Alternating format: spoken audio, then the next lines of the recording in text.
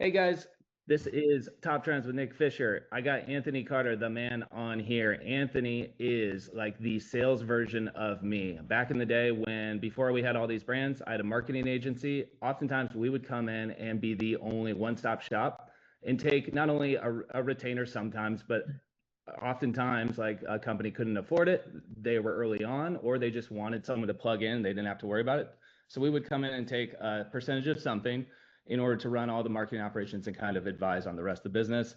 Anthony, it sounds like that's what you do on the sales side. Like I said, over the years, I've worked with some bad ones and some good ones. So I would love to get to know you more. But so many people have told me good things about you.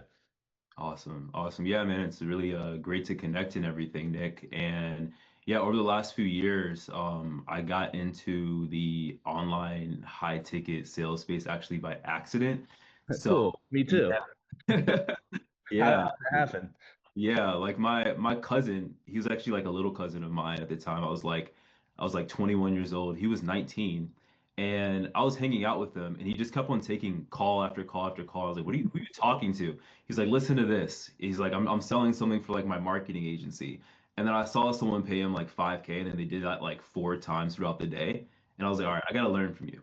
I gotta figure this out." So yeah, that's when I. Yeah, yeah, sweet. And do you guys still work together to this day?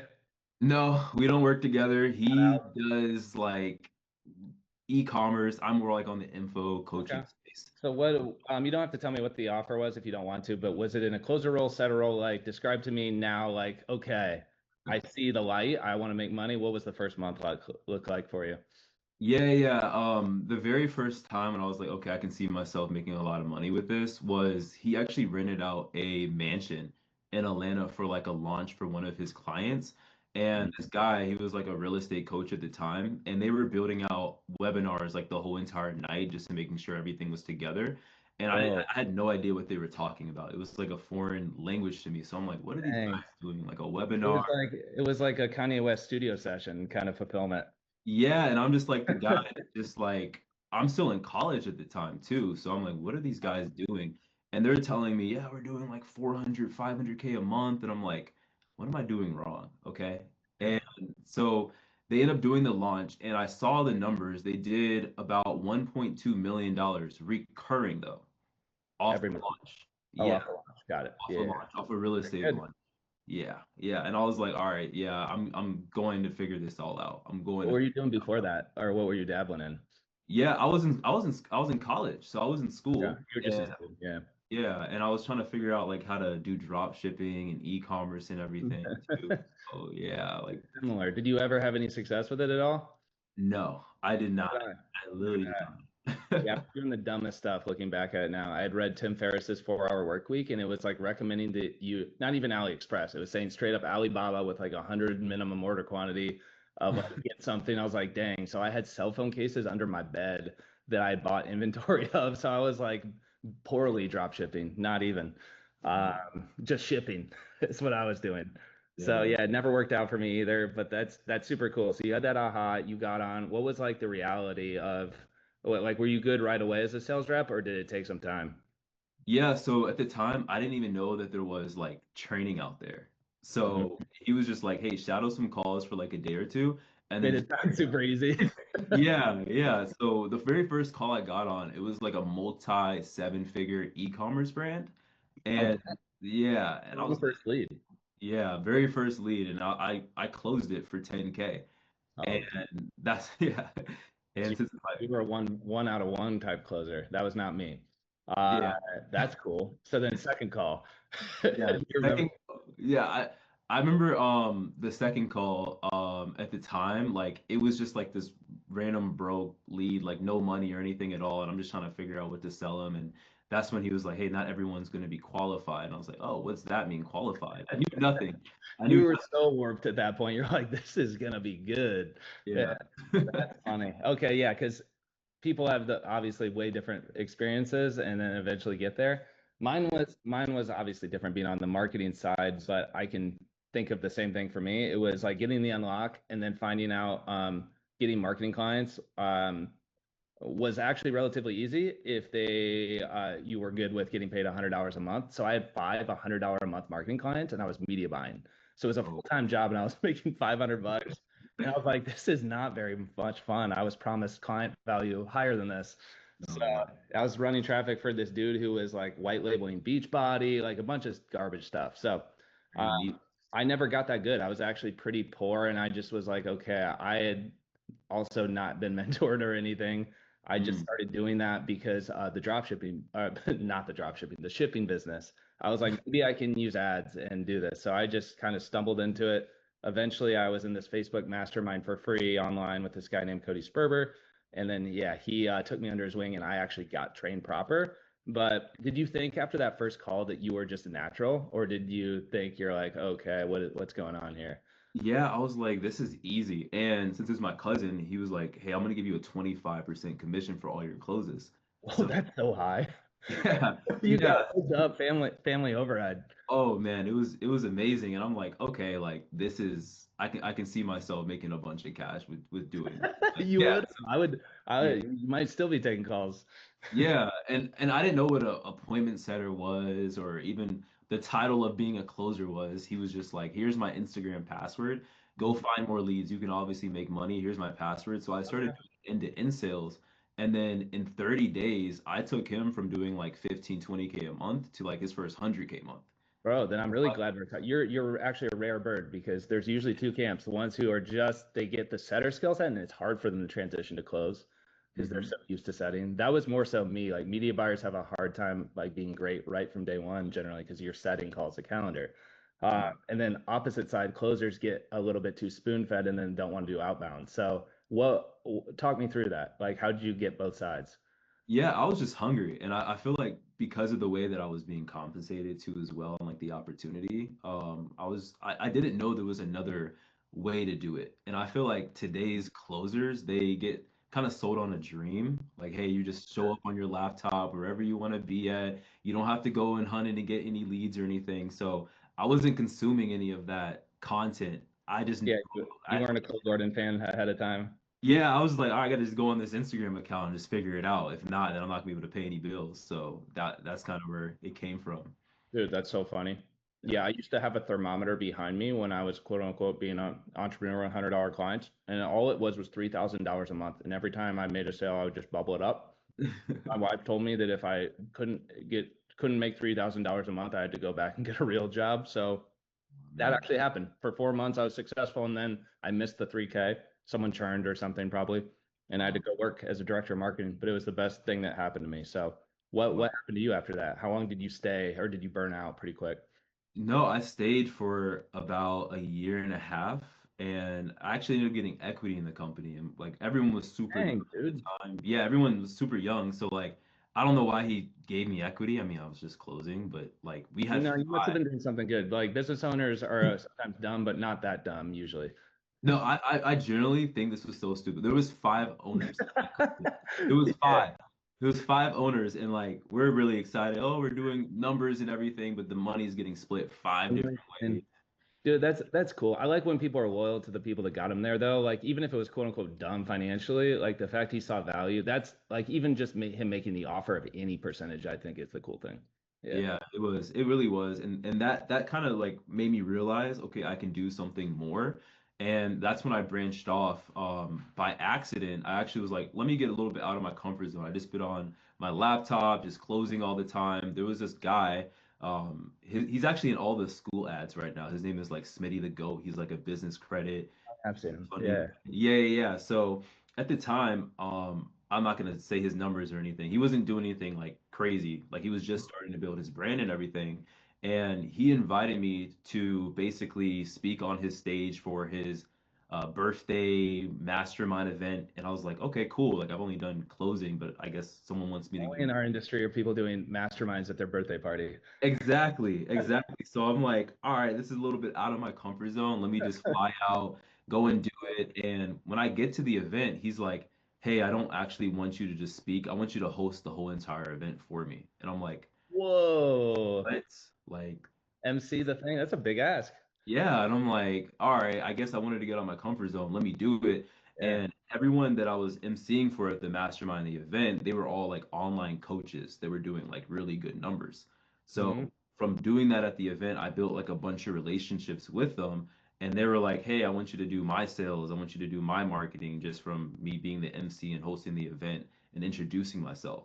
So I started bringing on some clients, and then the whole thing kind of blew up. And I'm like, all right, I don't need to work at this agency and do this anymore. I can start Yeah. like a coaching coaches type of offer. And that's what I ran for about 2 years straight. Cool. And Yep. guys, if you're listening to this, that's the way to do it. Like, if you're going to coach coaches, ideally you should have been good at coaching something before that. It's like people try to skip there thinking that's the easiest way to make money. It's actually harder. Because like for especially for Anthony to be the sales trainer, there's a level of respect that comes with that that people are going to suss out. So yeah, it sounds fun to just sell stuff like that. And you're like, man, they're just selling coaching coaches to coaches. It's Yeah. not that easy. So Yeah. for every Tony Robbins, there's like 1,000 broke life coaches, I would say. So, dude, that's super cool. Give me some game then. What should I have done better on that intro if you MC'd? Because I'm getting better at this every episode, but I'm not very good. Like Uh, this is day one for me, essentially, not actually, but for all intents and purposes. So I tend to get better. Like yeah. what would you have done if you had to MC yourself? No, like generally, I think you're already like a natural at it. I think you're Oh, really good. I I had no don't quite idea. believe you, but thank you. I had no idea what I was doing. Like I was so nervous when I was at the event, but I brought my wife, well, my girlfriend at the time, and she was like, "Oh, that sounded really good. Like you did a great job." And then people just kept coming up to me wanting services. So I was like, "Let me just launch this offer." And maybe like 3 or 4 years ago, I feel like there weren't as many people going like after coaches back then. Yeah, there wasn't. It's just like it's gradually expanded. And that's what happens. It's like when the money's good, it attracts more people over time until it doesn't. And then Yeah. certain niches kind of go away, certain ones expand. So, but I love it personally. So like it's as far as like your sales, were you ever in a sales leadership role where you had a floor under you, or if you were like rep and then entrepreneur? No, no, no. So I was a rep, and then my main responsibility at the agency was the management. So I had to like hire all the SDRs and all the AEs What and challenges do you run into there? Because I had a really hard time figuring out how to hire SDRs originally. I feel like nobody wants to be an SDR. So that's like Hard. the biggest bottleneck. Yeah. Yeah. It's like the opposite of the remote closer lifestyle that gets Oh sold. yeah. Oh yeah. Uh-huh. Yeah, and you generally have to like sales. I feel like sometimes people just get in it only for the money, but you gotta actually love the game. So yeah, endless amount of hiccups though, like literally all the time with hiring like SDRs. Like when I'm setting expectations with like a new partner, a new client, I'm like, this is gonna be one of those roles where a lot of people are gonna come in, a lot of people are also gonna come out, but the very best ones are gonna stay and stick through the offer. But yeah, like I was telling you earlier, Nick, I was running that coaches offer, and Hmm. it was about a 3 or 5K offer that I was doing. And it was more of a coaching program. Like we weren't doing too much. It was just like, here's a funnel, and then show up to some weekly live calls, and we'll show you how to like basically do outbound, because that's how I was scaling up the That marketing. was your method. Yeah. And that's the thing most people don't know. It's like it's not just a coaches offer. It's usually with a qualifier of like, I have a lead acquisition client method that I'm teaching. Not that they're like teaching them how to be a better coach, which sometimes, but yeah, they're already a coach, right? Yeah, Yep. and that offer, it was mainly towards beginners. So we were bringing on about like 200, Oh, 300 people. that's tough. Yeah. Yeah, yeah, but the community was so strong. People really liked it and everything. But then one of the people inside of the community, she was like a real estate coach, and the time that I met her, like I said, our services were like 3 or 5K. But my Mhm. closer closed her for like 15K instead. And I was like, "What are you doing?" Like I've So never like rebel on it and just did it. yeah. Yeah, yeah. And I was like, what are you doing? He was like, yeah, like, I think that like, she had the budget, we can raise our prices. I'm seeing Clearly. and I was like, Where's okay, Rand, cool. bro? Yeah. Yeah. I'm like, but it was like this random African lady. She had like less than 500 followers. And I'm like, all Oh, right, this is gonna be challenging, yeah. challenging to help her and everything. And she Yeah. ended up actually like being like one of the most successful people in the program very, very quickly. Yeah. And yeah, and I was like, all right, cool. Let me start like trying to do some like one-on-one time with her and actually getting to know her because I had like client success people. Mhm. And she was like, hey, I want to launch like like a boot camp. And I was like, sure. I was like, let's launch it together. And historically, the whole entire time when I was running the business, I would never do any like JVs or partnerships. And she grew from like 500 followers to 100,000 followers, just like going through our system Oh, and what's her everything. name? Or what's her handle? Or do you know? Um, Yeah. We can bleed bar tone. yeah, building Oh, building wealth, building wealth through rentals. I can even drop it here in the chat as okay, well. yeah, I didn't I was like, shoot, is she in jail now or something? Or No, no, no. She's still crushing it. She's okay, still out cool, here crushing. This cool. is her her handle in the chat. That's Uh, happened to me before. That's instantly over my head when I had a business partner and went to jail, and I was like, dang. oh shit. Yeah. No, yeah, yeah, Moo. But yeah, that's her and everything. But yeah, so we launched the offer. I got her like on a really good revenue share, and she did like 200K in about 48 hours. I was like, holy, like this is just as much like profit that I was making with bringing on like all these different coaches, all the beginners. I just launched her and I made like double the amount of profits that I'm making in a month, bringing on all these people. So that's when I realized that my model was broken and I need to start changing things up and getting people on like a revenue share. That says a lot about you. It's yeah, often I find it really refreshing that you would put a student on like that at all. A lot of times people love talking about their students and their testimonials until one of them starts to try to outshine or like looks like they might outshine them. To me, that's the ultimate sign that you did something right or well. Yeah, yeah, for sure, for sure. And at the time, like I didn't know of anybody actually like doing a model kind of like that. So I didn't have like the full confidence to make a complete pivot, but I knew my heart wasn't really in the model that I was doing before, but I never made any pivots or changes or anything. And then I ended up actually coming across you. I have no idea how I found you at all, like online, but I was like, this guy's doing what I want to do, and I didn't know you're behind Jamil's offer. I think that's his name. Jamil. Yep. Yeah, yeah, because the agency that I was working with that I got the equity in, the closer over there was actually one of the top closers on one of Jamil's offers before. Oh, for Astro? Yeah, Astro. for astro flipping. And he used to tell me like, yeah, I'm closing over there. I didn't know what it was. I was like, what are you doing? I still didn't know it was closing That over. might be where you, yeah, maybe it came in because that's the first brand I started after I left consulting.com. God bless, was Astro Flipping with Jamil and Josiah. Yeah, yeah. So I was like, this guy's doing what I want to do. So it gave me some type of validation, but a lot of my foundation literally came from working at that agency that was doing about like 100K a month. So I knew that I had bottlenecks that like if this is my foundation and who I've learned from the most, and like my growth was going to be ended up limited. I don't know if Yep. you ever had like a situation like that before where you're like, okay, this is my foundation, or maybe I need to go back and actually learn more because I know you said you were doing your media buying at like $100 a month and then you went and worked for the I agency. feel like that right now. Like that's why I even brought it up. Like, give me some advice because I know that um, after a while, the business is all you start to get attached. Like I left the CMO seat for a couple of years at New Reach before coming back, and I'm a big believer in re-demonstrating confidence. So like if I come in and do stuff, like I was telling the team, I was like, I haven't taken sales calls in 5 years. I took some the last 7 days here. It's been fun. Like to get back in it. I get back into media buying. I just want to get my feet wet again, just so that I have not only the respect of the team, but the conviction that I know what I'm doing still. Because if I don't, I'm like, shoot, you steer the wheel now. I'll just be CEO. So for me, that's the importance of it. It maybe it's different for you, but dude, I would love to even hear now that you have that. There's probably ways for us to work together pretty quickly. So Yeah. what's your like process? Because here's what typically happens, and then I'll tell you the next phase of the company for us.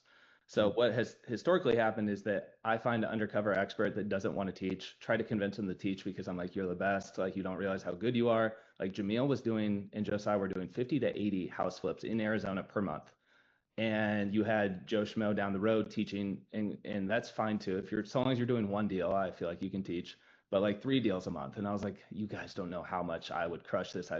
I've like worked for a real estate investing company, Clever Investor.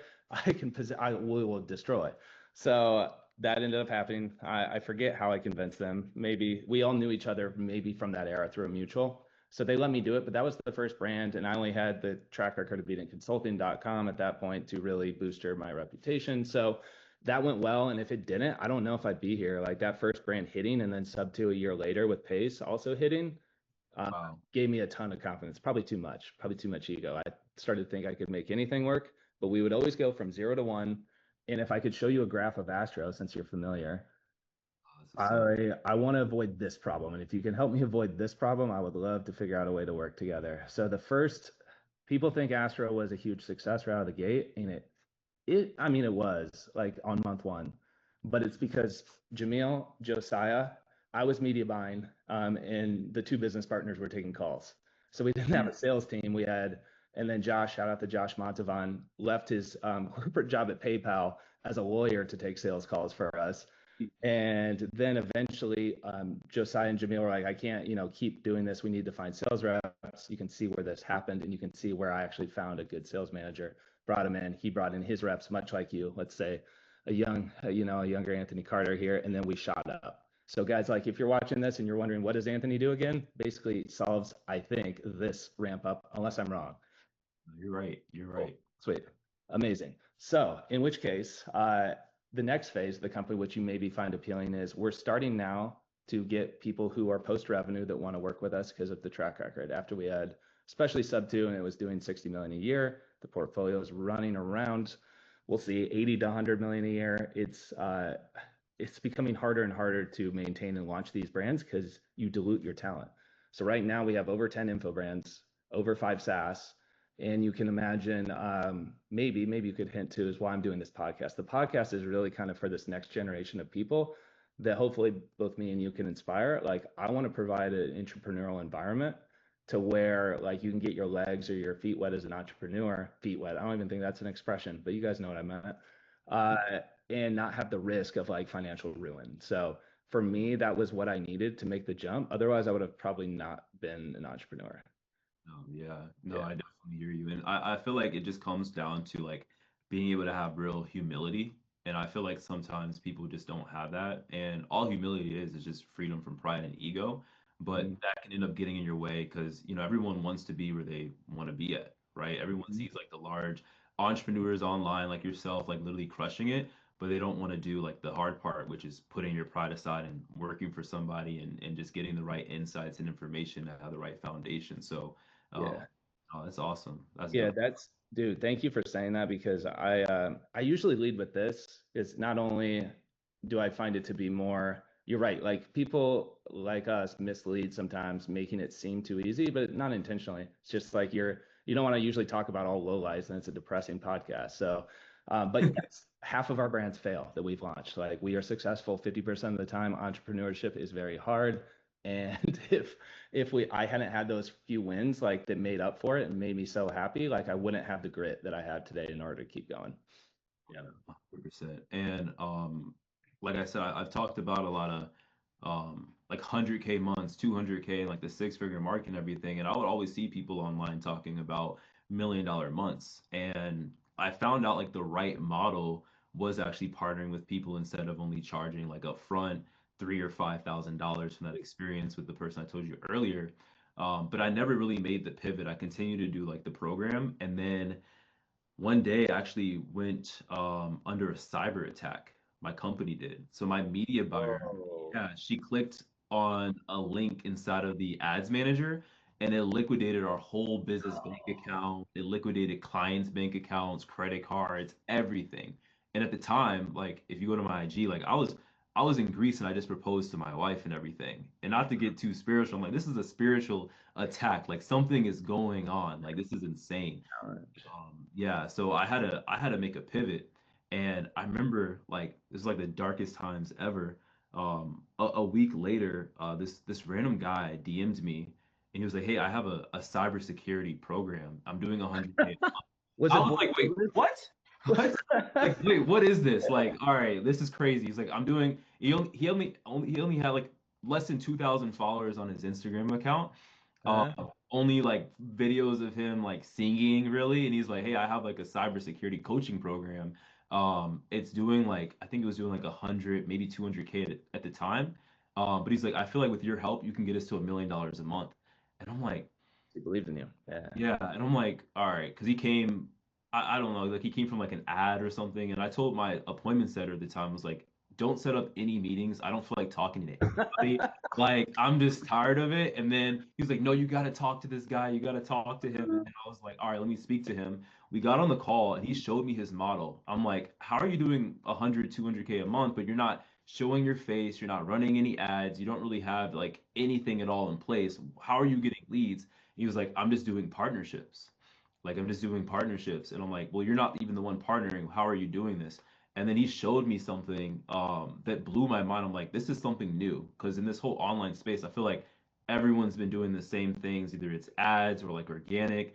This was basically like affiliate partnerships at scale. So basically, long story short, I ended up partying with them. And then about 2 or 3 months later, we went from like 200K a month to over $1 million a month in profit for about 6 or 7 months straight, like at a set, like every dollar we were spending, we were making back like $30. So talk me through how that works, because when I've worked with sales like leaders who they either bring their own team or the team is there and they're coming in and riding the ship, making them work hard and like improving. What's more so your style, or do you do both? Yeah, I would say up until this time of working with this company, Mhm. I still did not have a lot of things figured out. Like I didn't even know what the difference between sales management, sales operations, sales directing was. I didn't know a lot of that information until I actually started scaling this offer. But what was your original question? Basically, do you bring your own talent, or was the talent there and you like to come in and whip them into shape? Yeah, so I prefer to have talent already there, but then I do bring in my own talent too as well. At the No, time, that's appealing to me. That's appealing. That most people I feel like want their own guys because they know them, right? yeah, yeah, yeah. It's been a mix of both. It's been a really mix of both, Yeah. but what I found is when you're going into somebody's organization, it is a lot of headaches when there are already closers there because a lot of closers have a lot of You're there problems. because there's a problem. Usually the sales manager just got fired and now you are. And they're like, all right, does this guy actually have my best interest? And there's a Uh-huh. bunch of different things when it comes down to it. But Yeah, it's yeah, like usually entrepreneur wants to scale. They may or may not be delusional about getting the $1 million months. And they're like, hey man, nothing was working before. I don't know why. Five yeah. after a business.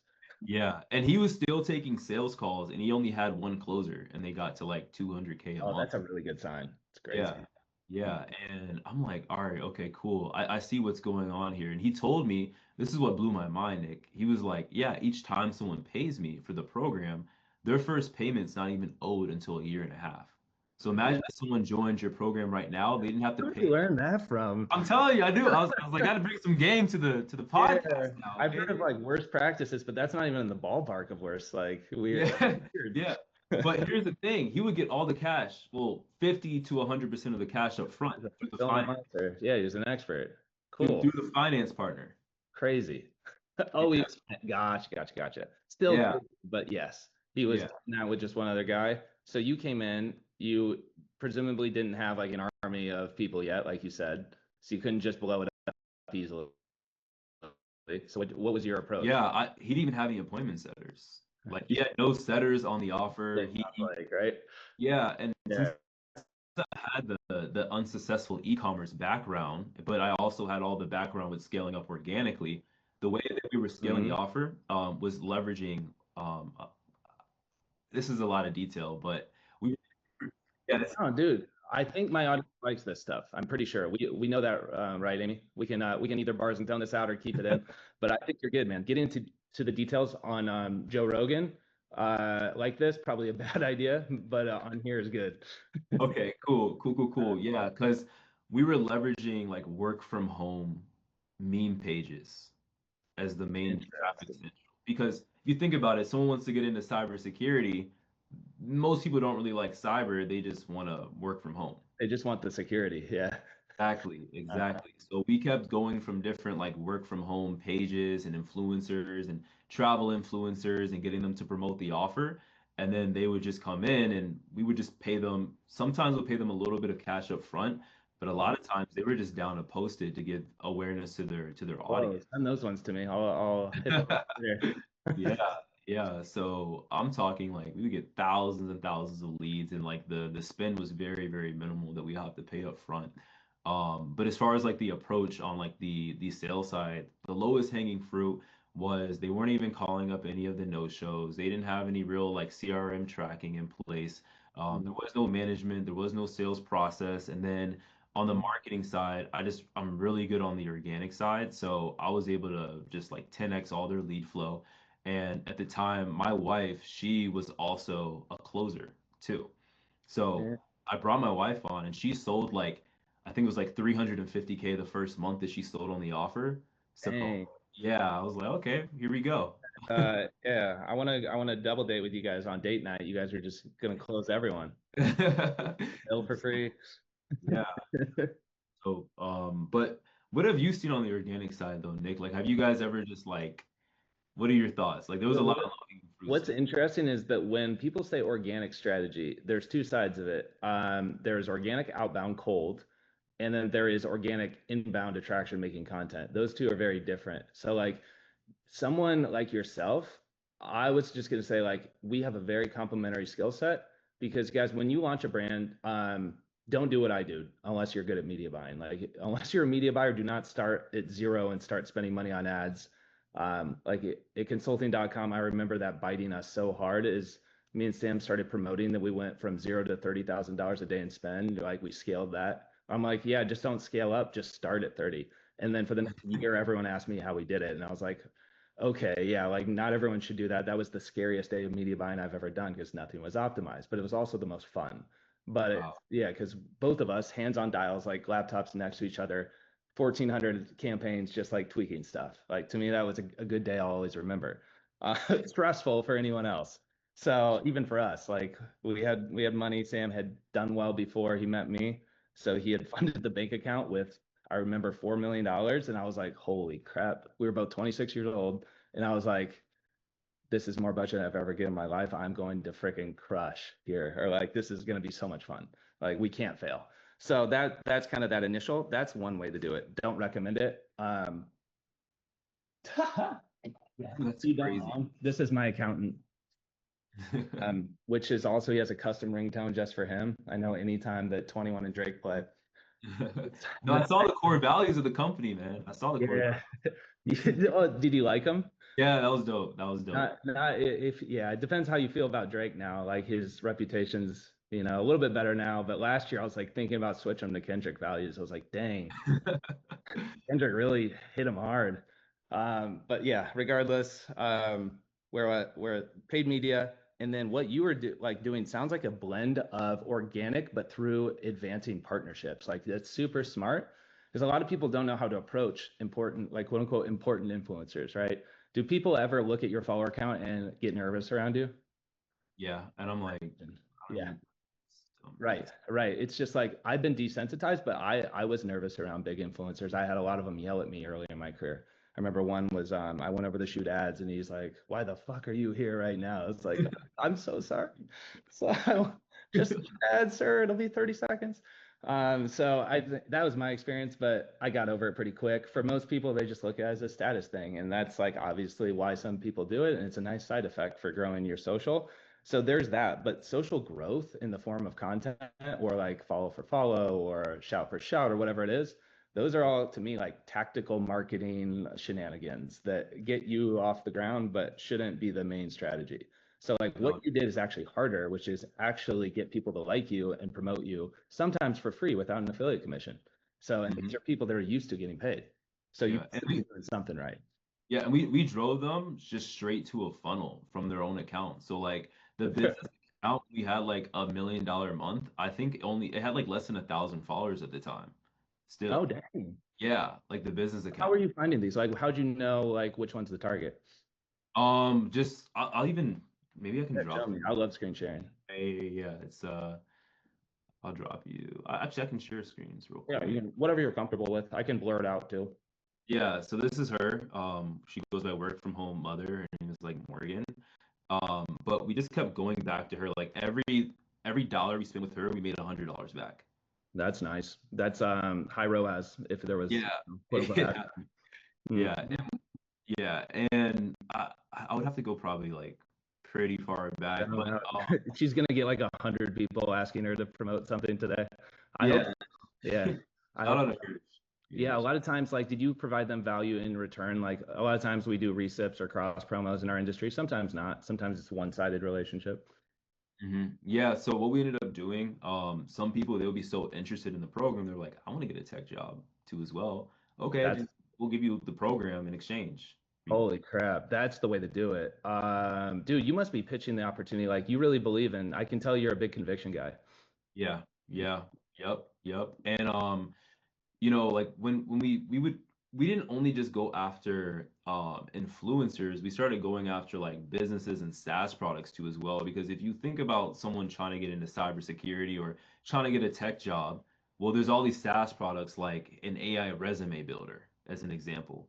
So the AI resume builder that we ended up finding, they have specific sections with their platform where people are going out to apply for cybersecurity jobs. So they can Hmm. give us all of that data of everyone applying for cybersecurity jobs, and then now we can go and target. Super smart, guys. That's like one thing I don't talk enough about because it's like the fifth quiver in my like, tools of just me. I always do paid media. And then it takes a while for me to like exhaust that before I even move to organic. So like that I never got good at. We're decent at it. We find partners, but it's mainly because people see our ads everywhere. So it makes it easier for me to approach. I've never done it from the beginning. Yeah. Like I've never had like the craziest media buying background, so I Hey, man, feel like I can't wait then for the first project together. We're gonna do some damage. Where you guys are gonna watch this and they're like, dang, they actually just got the deal done right there. Uh, what are you looking for? I'll just segue right into it. What's like the perfect ideal client you're looking for right now? Or um yeah. I would say it's someone that just has strong operations too as well, and they can also handle fulfillment. okay. Because when you're scaling up too aggressively, then we're out of a partnership because the other person can't fulfill on all the new clients. So having solid fulfillment, like you said, conviction too. Like I don't want to do anything that I'm not fully convicted and just sold on myself. Like, hey, this is the best thing ever. Because I'm the type of guy like I'm all out. So like when I started working with this company, like I literally I moved out, like I moved me and my wife out to Houston to go all in on the company and just scale the mess out of all the partnerships. So, um, Yeah. yeah, I'm really glad we had this conversation. Pleasant surprise. That's like that resonates. That gives me chills here. So that's why I do what I do too. To me, I'm like, it's if someone picks on our brands, I'm like, it's war. Then in that case, it's like you're wrong and I'm right. And operating from that is so much more fun than operating from I can't tell my mom what I do. I think she'll think it's a scam. Like that kind of sucks to live life like that. So I wouldn't suggest it, guys. Life's too short. it's not fun. It's Yeah. literally not fun. So, Uh, well, dude, at this point, I'll make a call to action. Or next step is we're doing a free mastermind. I don't know if you've caught any of these before that we're doing, but normally I would second to CTA here and go, hey guys, as you know, I'm just trying to like interview the top 1% of people in the info space, people who are actually doing it, whether it's the growth operator or the actual expert, true experts. Like I said, these people are usually doing high seven figures, high eight, sometimes nine. And we're doing a free mastermind in October. Link and details in the. I started telling the date and we don't have it locked, so it will be in October. But dates in the bio or the description below. And what I will say is that there is going to be such a dope room. I would love to have you there. I wasn't sure going into this. I didn't know about the cybersecurity. So I remember seeing him like, yeah, like he seems like he's probably doing big things, but I'm not sure. So, dude, I'm really glad I got to know you. 100%, man. Thanks for having me on the pod.